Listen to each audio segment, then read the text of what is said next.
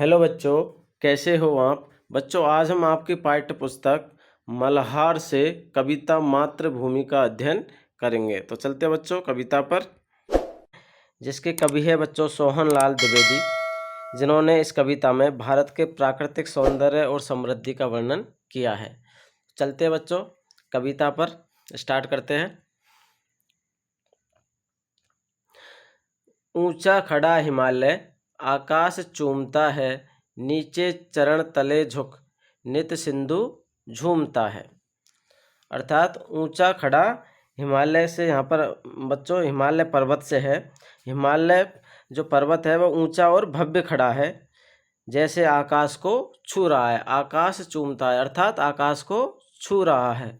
नीचे चरण तले झुक नित्य सिंधु झूमता है, अर्थात उसके नीचे नदियाँ, जिसमें सिंधु नदी खुशी से झूमती रहती है, मानो पर्वत के चरणों में क्या कर रही है, झुक रही है। नित्य सिंधु झूमता है, जो सिंधु नदी है ऐसा लगता है जैसे कि हिमालय पर्वत के चरणों में झुक रही हो। ठीक है बच्चों, आगे बढ़ते हैं। गंगा यमुन त्रिवेणी नदियाँ लहर रही है, जगमग छटा निराली पग पग छहर रही है। अर्थात जो गंगा और यमुना और सरस्वती, ये तीनों नदियाँ जिनसे त्रिवेणी भी बनती है बच्चों, गंगा यमुना और सरस्वती नदियाँ अपने किनारों पर क्या कर रही है, लहराते हुए बह रही है। गंगा यमुना त्रिवेणी नदियाँ लहर रही है, अच्छा अर्थात लहराते हुए बह रही है। और जगमग छटा निराली पग पग छहर रही है, अर्थात इन नदियों का जो संगम प्राकृतिक सुंदरता जो है वो हर जगह फैली हुई है, पग पग जगह जगह फैली हुई है और फैलती जाती है, जिससे क्या होता है, धरती की शोभा बढ़ती है। आगे बढ़ते हैं बच्चों। वह पुण्य भूमि मेरी, वह स्वर्ण भूमि मेरी, वह जन्म भूमि मेरी, वह मातृभूमि मेरी। कवि कहते हैं, कवि अपनी भूमि को क्या मानते हैं, पूर्ण और स्वर्णिम मानते हैं। पूर्ण और स्वर्णिम मानते हैं कि वह पूर्ण भूमि है मेरी, यानी पूर्ण भूमि है और स्वर्णिम भूमि है। और आगे कहते हैं कि यह वह भूमि है जहाँ कवि का जन्म हुआ है, और यह उनकी मातृभूमि है बच्चों, जिससे उस पर उसको अपने मातृभूमि पर क्या है, गर्व है। झरने अनेक झरते जिसकी पहाड़ियों में, चिड़िया चहक रही है हो मस्त झाड़ियों में।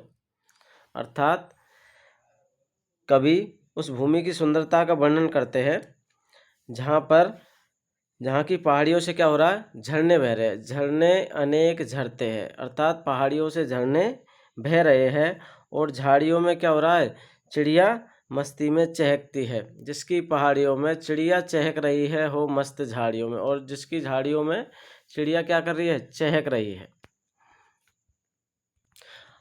आगे बढ़ते बच्चों।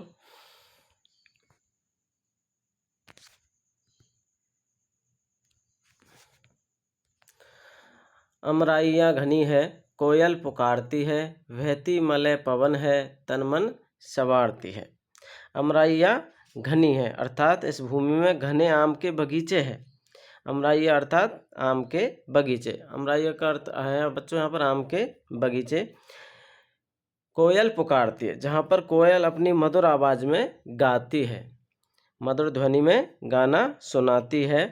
बहती मलय पवन है तन मन संवारती है, अर्थात यहाँ की जो ठंडी और सुगंधित हवा है, जो कि शरीर और मन को क्या करती है, ताजगी प्रदान करती है। तन मन संवारती है, शरीर और मन को संवारती है, अर्थात ताजगी प्रदान करती है। आगे बढ़ते हैं। भय धर्म भूमि मेरी, भय कर्म भूमि मेरी, भय जन्म भूमि मेरी, भय मातृभूमि मेरी।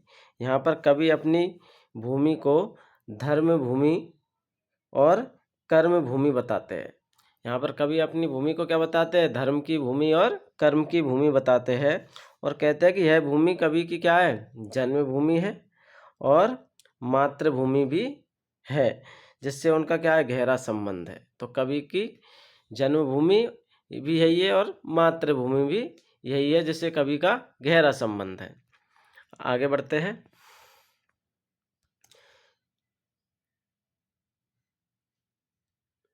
जन्मे जहाँ थे रघुपति, जन्मी जहाँ थी सीता, श्री कृष्ण ने सुनाई वंशी पुनित गीता। अर्थात जन्मे जहाँ थे रघुपति, यह वही भूमि है जहाँ श्री राम, भगवान राम और माता सीता का जन्म हुआ था। जन्मे जहाँ थे रघुपति, जन्मी जहाँ थी सीता, अर्थात यह वही भूमि है जहाँ पर भगवान राम और माता सीता का जन्म हुआ था। श्री कृष्ण ने सुनाई बंसी पुनित गीता, अर्थात यह वही भूमि है जहाँ श्री कृष्ण, भगवान कृष्ण ने अर्जुन को भगवत गीता का उपदेश दिया था। इस प्रकार कवि कहते हैं। आगे बढ़ते हैं बच्चों। गौतम ने जन्म लेकर जिसका सुयश बढ़ाया, जग को दया सिखाई, जग को दिया दिखाया। गौतम ने जन्म लेकर, कवि कहते हैं इस भूमि पर गौतम बुद्ध का जन्म हुआ था, जिन्होंने सुयश बढ़ाया, जिन्होंने अपने करुणा और दया के उपदेश से पूरी दुनिया को क्या किया, सुशिक्षित किया, शिक्षित किया और अपना नाम कमाया।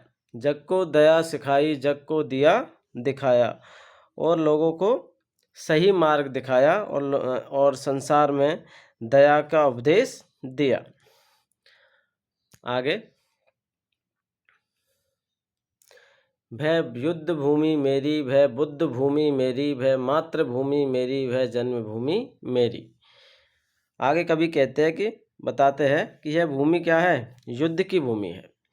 वह युद्ध भूमि मेरी, यह भूमि कैसी है, युद्ध भूमि भी है, जहाँ कहीं महायुद्ध लड़े गए हैं। बहुत सारे युद्ध इस भूमि पर लड़े गए हैं। और ये भूमि किसकी है, ये बुद्ध की भी भूमि है और बुद्ध भूमि भी है, इसको बुद्ध की भूमि भी कहा जाता है।